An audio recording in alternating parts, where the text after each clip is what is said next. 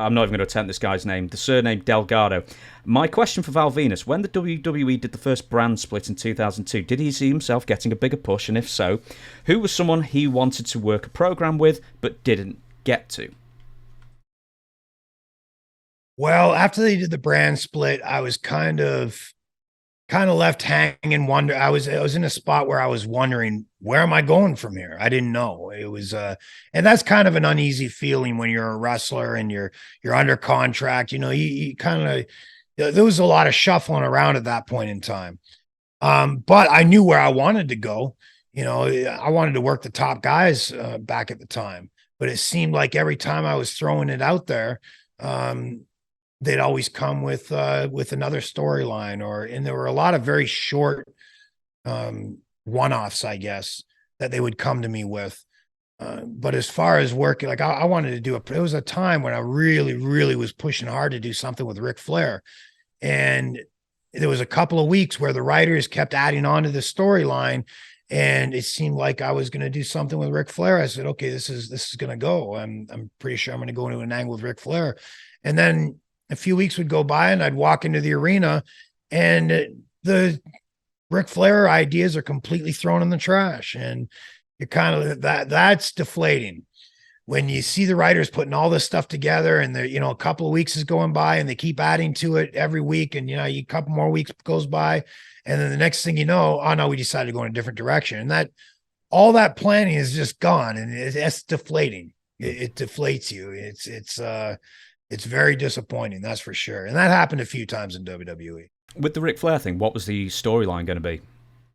They were my old tag team partner, Shane Sewell. I don't know if you're familiar with Shane Sewell. Yeah, you the Glamour Boys or something? Was it in Puerto Rico? Boys, yeah. Yeah, in Puerto Rico. And he was a huge star in Puerto Rico. And then, I guess he did something with Impact Wrestling, TNA, I guess it was at the time. And Booker T, did something with him and Booker T, and they wanted him to wrestle. But by that point, he had been wrestling for so many years and he was banged up and he just wanted to be a referee. And I guess when he was in TNA, they kept trying to push him to wrestle. And then finally they convinced him to do a match with, I think it was Booker T, and it was just supposed to be a one-off, and he was supposed to go back to reffing. And then I guess they kept trying to push him to wrestle, and he ended up leaving anyway because he just didn't want to wrestle anymore. But at one point they were going to bring Shane in as Ric Flair's illegitimate child. And because he looks, I mean, if you watch Shane Sewell wrestle, it's not like he tries to be, he's just himself, but his mannerisms, his look, his hair, the way he wrestles, the way he cuts promos, you could easily say that this guy was Ric Flair's son. I mean, he was far more like Ric Flair, or Ric Flair like, than Ric Flair's own sons were. And I mean, this was almost identical. And what a great worker he was. And so they were pushing the idea that, from what I understood, at some point in time, Flair was going to be cutting a promo in the ring. This is what I was presented for, all this to happen. And this blonde guy was going to come out of the blue running down the ramp, and he was going to start teeing off on Flair, and then, clothesline Flair over the top rope, and nobody knows who this guy is. But when the idea was Flair was going to land on the outside with Shane in the ring, looking, over the ropes down at Flair, and the look on Flair's face was supposed to tell the story that nobody knows who this kid is, but you can clearly see Ric Flair knows who this kid is. And the idea was, Ric Flair had an illegitimate child in Puerto Rico back in his day. Shane was the guy that was he never got child support. He never got it, and they were going to do the whole, illegitimate Ric Flair child thing. And this went on. I mean, they kept presenting this character to me. And then of course I was going to come in, and once they get into an angle, I was supposed to come in and, help Shane win the match and eventually move into an angle with Flair with their angle. Because Ric Flair left Shane to be raised in Puerto Rico with no child support, none of this. And now, Shane's coming back to take a spot that he thinks his dad doesn't belong. And from what I understand, and I don't know the whole truth, that storyline was being built up, then was presented to Rick, and Rick said he couldn't do that to his own sons, his own real sons. Really? And the whole thing got canned. That's what I was told.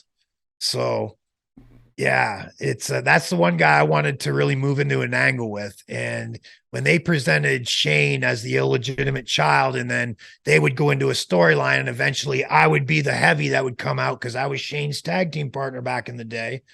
You know what I mean? I'd help him, and we'd all go into a big storyline together.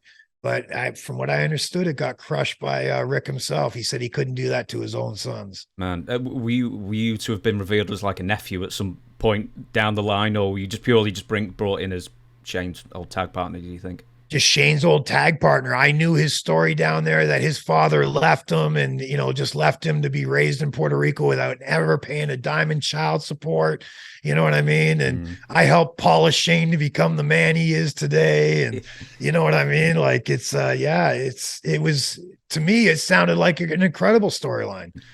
But from what I understand, what I was told by the writers was Rick considered it, contemplated it, and then ultimately shut it down. Do you know that's going to, I promise you, that will blow some people's minds. That will blow a lot of people's minds watching it, because I didn't realize it was like such a fleshed out, I'd never heard that before.